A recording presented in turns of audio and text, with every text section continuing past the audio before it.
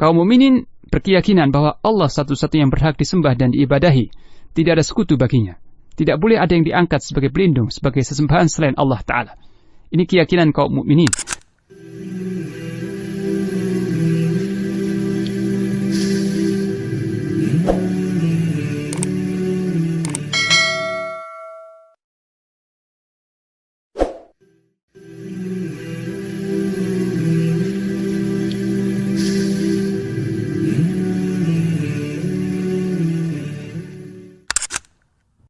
Bismillahirrahmanirrahim. Assalamualaikum warahmatullahi wabarakatuh. Alhamdulillah. Wassalatu wassalamu ala rasulillah. Wa ala alihi wa sahbihi wa man ittaba'a hudah. Amma ba'd. Kaum muslimin rahimakumullah, para pendengar yang budiman. Kemudian para menteri dan pembesar itu terkadang memohon belas kasihan kepada raja untuk merahmati rakyatnya, serta membantu diluluskannya hajat para rakyat kecil tersebut. Sebagaimana para raja memiliki itu, maka mereka menyangka atau berpendapat bahwasanya Allah Ta'ala seperti itu pula. Jadi Allah Ta'ala butuh kepada pembesar-pembesar di sekitarnya, butuh kepada menteri-menteri atau penasihat-penasihat yang menjadi perantara antara dia dengan para makhluknya. Maha suci Allah dan maha tinggi dari apa yang disangka oleh kaum musyrikin tersebut. Dan kias atau analogi semacam ini, ya, kias, penyamaan semacam ini adalah kias yang paling batil. Karena ini mengandung penyamaan antara Al-Khaliq, zat yang maha pencipta, dengan makhluk. Menyamakan antara zat yang maha perkasa, maha kaya, maha sempurna, dengan makhluknya yang memiliki banyak kelemahan dan keterbatasan. Padahal perbedaan antara Al-Khaliq dengan makhluk itu sangat jelas dan sangat besar, dan dapat difahami oleh akal maupun fitrah manusia. Kenapa demikian? Karena para raja itu, mereka membutuhkan penasihat-penasihat, para menteri, para pembesar-pembesar di sekitarnya, supaya menjadi perantara antara raja dengan rakyatnya yang sangat banyak. Raja ini tidak mampu mengurusi, mengatur rakyatnya yang sekian banyak itu seorang diri. Dia tidak mampu mengatur, mengurusi kemaslahatan rakyatnya seorang diri karena kelemahannya. Maka dia butuh para menteri yang membantu pengaturan, ya, kerajaannya. Membutuhkan para penasihat yang menyampaikan masukan-masukan dan saran-saran positif. Membutuhkan para pembesar-pembesar yang menambah kewibawaan dan kekuasaan raja tersebut.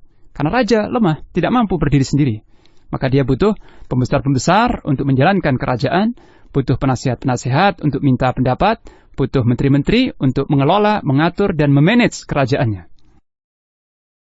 Dan juga dikarenakan raja ini, raja dunia, tidak tahu persis keadaan, kondisi, dan kebutuhan rakyatnya. Maka butuh orang-orang yang memberitahu kepada raja tentang kondisi faktual atau kondisi yang sesungguhnya dari rakyatnya. Boleh jadi raja ini juga tidak memiliki kepedulian, kasih sayang terhadap rakyat kecil. Maka butuh ada penasihat-penasihat yang membujuk raja tersebut untuk memperhatikan rakyat kecil, untuk memenuhi hak-hak mereka, mengabulkan hajat mereka. Raja butuh orang-orang yang memberikan masukan semacam ini, karena terkadang raja itu punya sifat bengis atau kurang peduli dengan rakyatnya. Raja juga butuh para menteri, ya, para pembesar, yang raja ini sendiri segan terhadap para pembesar tersebut.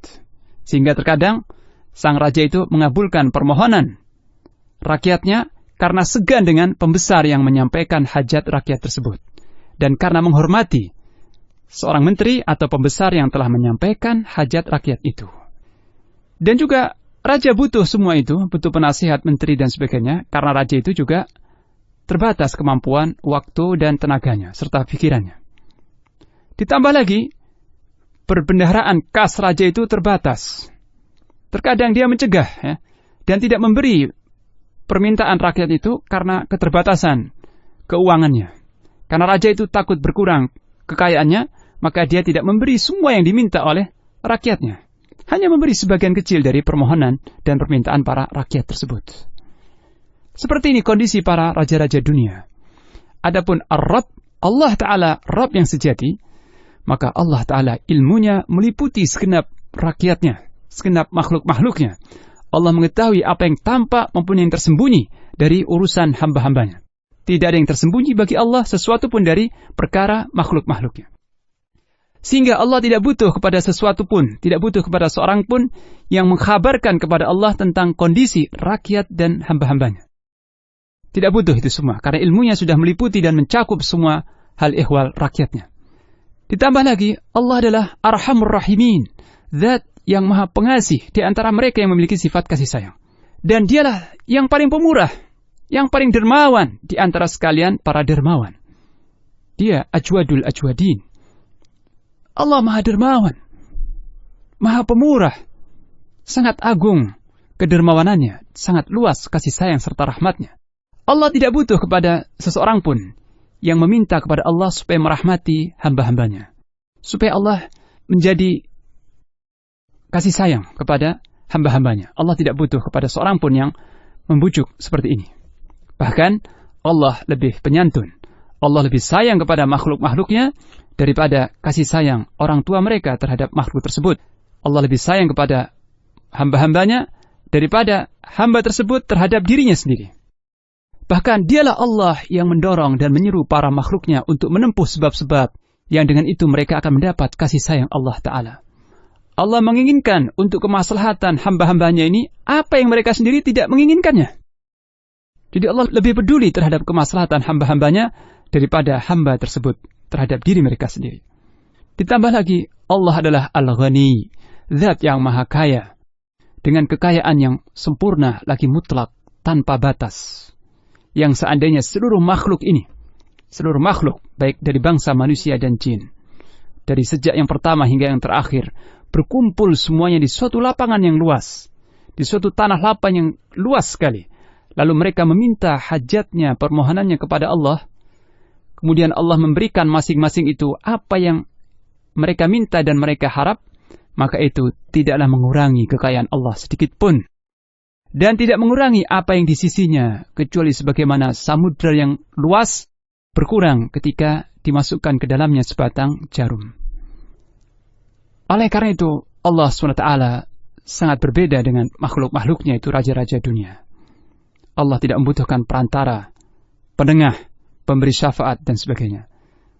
Sehingga, alasan orang-orang musyrikin yang mengangkat sesembahan-sesembahan, pelindung-pelindung, yang menyembah sesembahan-sesembahan selain Allah dengan beralasan, kami berharap, kami menyembah mereka itu, kami tidaklah menyembah mereka, tidaklah meminta, tidaklah bermohon, berdoa kepada mereka, kecuali supaya mereka mendekatkan kami kepada Allah sedekat-dekatnya. Alasan ini jelas keliru dan batil. Karena Allah Ta'ala, laisa kamitslihi syai', tidak ada sesuatu pun yang serupa dengannya. Maka dengan perbedaan yang sangat nyata antara raja-raja dunia dengan Allah yang maha raja, maha perkasa, maha kaya, dengan perbedaan yang sangat jelas ini, menjadi jelaslah, diketahuilah tentang kebodohan kaum musyrikin yang telah menyekutukan Allah, dan kekeliruan mereka yang sangat parah, dan kelancangan mereka yang luar biasa ketika menyamakan Allah dengan makhluknya. Juga dengan perbedaan yang nyata itu menjadi jelas hikmahnya. Kenapa Allah SWT tidak mengampuni dosa syirik? Semua dosa selain syirik mungkin diampuni oleh Allah Ta'ala bagi siapa yang Allah kehendaki. Tapi sekali-kali Allah tidak mengampuni dosa syirik. Kenapa demikian?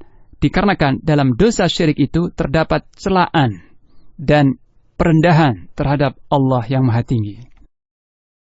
Oleh karena itu, Allah berfirman, memutuskan urusan di antara kedua kelompok tadi, itu kelompok kaum mukminin yang bertauhid dan satu kelompok kaum musyrikin yang menyekutukan Allah Ta'ala. Allah memutuskan urusan di antara mereka. Dan di dalam pernyataan ini tersimpan ancaman bagi kaum musyrikin. Allah berfirman, Innallaha yahkumu bainahum fima hum fihi yakhtalifun. Sesungguhnya Allah akan memutuskan hukuman di antara mereka tentang apa-apa yang mereka perselisihkan itu. Allah akan memutuskan ini nanti di hari kiamat. Sebagaimana firman-Nya, Inna rabbaka yaqdi bainahum yawmal qiyamati fima kanu fihi yakhtalifun. Sesungguhnya Rabbmu akan memutuskan urusan mereka nanti di hari kiamat tentang apa yang mereka perselisihkan itu. Siapa yang berselisih? Kaum mukminin dan kaum musyrikin. Kaum mukminin berkeyakinan bahwa Allah satu-satunya yang berhak disembah dan diibadahi. Tidak ada sekutu baginya. Tidak boleh ada yang diangkat sebagai pelindung, sebagai sesembahan selain Allah Ta'ala. Ini keyakinan kaum mukminin. Sementara kaum musyrikin berpendapat ada selain Allah yang boleh disembah dan dijadikan perantara atau syufa'a, para pemberi syafaat. Allah akan memutuskan nanti di antara kedua kelompok ini mana yang hak dan mana yang batil. Dan telah diketahui dari ayat-ayat yang mulia bahwa hukuman Allah, keputusan Allah bagi kaum mukminin yang bertauhid, yang mengikhlaskan ketaatan untuk Allah, bahwa mereka akan tinggal di surga-surga yang penuh kenikmatan. Dan mereka adalah orang-orang yang benar. Sedangkan Allah akan memutuskan terhadap kaum yang musyrikin dengan haramallahu alaihil jannah wa ma'wahun nar. Allah haramkan bagi mereka surga dan tempat tinggal mereka adalah neraka. Na'udzubillahi minan nar. Innallaha la yahdi man huwa kadzibun kaffar. Di ujung ayat ini Allah Ta'ala menegaskan, sesungguhnya Allah tidak akan memberikan petunjuknya kepada seseorang yang pendusta lagi sangat ingkar, sangat mengingkari dan mendustakan kebenaran. Yani Allah tidak akan memberikan taufik kepada orang yang memiliki sifat ini untuk menempuh jalan yang lurus. Karena taufik itu seluruhnya di sisi Allah Ta'ala. Siapa yang diberinya taufik, dia akan meniti jalan yang lurus. Siapa yang dicegah darinya taufik, dia akan tersesat dan kebingungan. Dan Allah menegaskan, Allah tidak akan memberikan petunjuknya, tidak akan memberikan taufiknya untuk meniti jalan yang lurus kepada siapa? Kepada seorang yang pendusta lagi mengingkari kebenaran yang telah diturunkan Allah Ta'ala. Ini hukuman Allah Ta'ala. Siapa saja yang menyandang sifat buruk ini, yaitu pendusta, lagi kafir, maka dia akan dikunci mati hatinya oleh Allah sehingga tidak sampai penjelasan yang gamblang ini ke dalam hatinya. Sehingga apabila datang kepadanya peringatan dan ayat-ayat yang jelas, dan Allah tampakkan kepadanya ayat-ayat, bukti-bukti kebenaran, maka orang ini tetap mengingkari ayat-ayat Allah tersebut dan kufur serta mendustakan. Nah, jika demikian halnya, bagaimana orang ini akan mendapat hidayah? Akan terbimbing ke jalan yang benar, sementara dia telah menutup untuk dirinya pintu hidayah tersebut. Sehingga Allah menghukumnya dengan mengunci mati hatinya. Semoga Allah Ta'ala menghindarkan kita semua dari hukuman ini. Dan semoga Allah Ta'ala menunjuki hati-hati kita untuk beriman kepada Allah dan mengesahkan Allah Ta'ala semata, serta memurnikan semua bentuk amal kita, ketaatan kita, ibadah kita untuk Rabb kita semata. Demikian, semoga Allah berikan hidayah kepada kita semua. Wassallallahu ala nabiyina Muhammad wa ala alihi wa sahbihi wa baraka wa sallam.